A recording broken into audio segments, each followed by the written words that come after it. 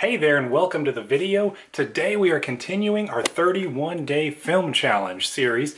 Today's video specifically is about a movie that makes you sad or cry. And without further ado, let's get this intro out of the way and jump right in.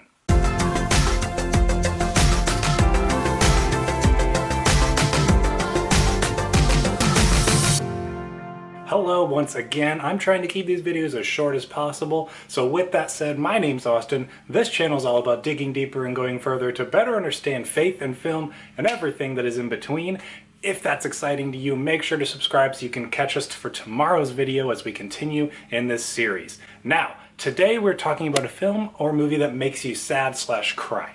And there's a lot of things that I could have chosen with that.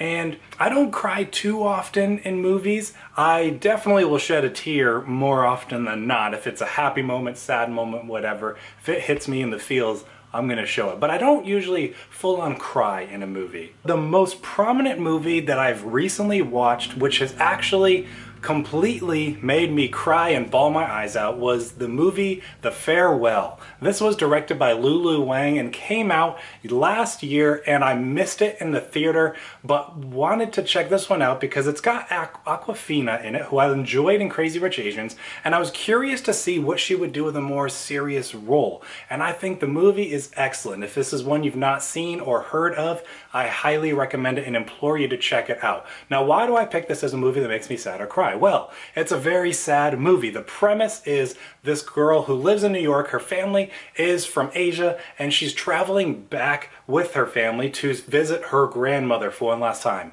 Her grandmother is sick and going to pass away soon, but the catch is the grandmother doesn't know, and the family does not want the grandmother to find out. And this is the culture of that society, and it's completely shocking to Awkwafina's character as she was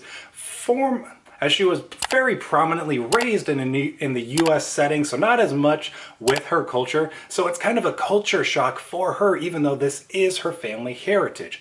And the movie completely wrecked me at the end. I won't really go into too many spoiler details here, but the main thing that really caught me was my grandmother passed away about a year or so ago, and this movie, with the similar premise of the idea of losing a grandmother at the end, just completely wrecked me. I literally actually started this movie one evening, didn't have time to finish it, and so I finished it the next morning, and even with that break in between, that ending came and just hit me like a rock. Totally crushed me, broke my heart, and it was an absolutely beautiful film, beautiful moment, and I just love when a film can hit you in that way. And I don't know, looking back on it now, if watching it for a second time with that initial not knowing everything that's going to happen knowledge that I would have walking into it a second time, but I do want to return to this film at some point just to see if it hits me on that same level, because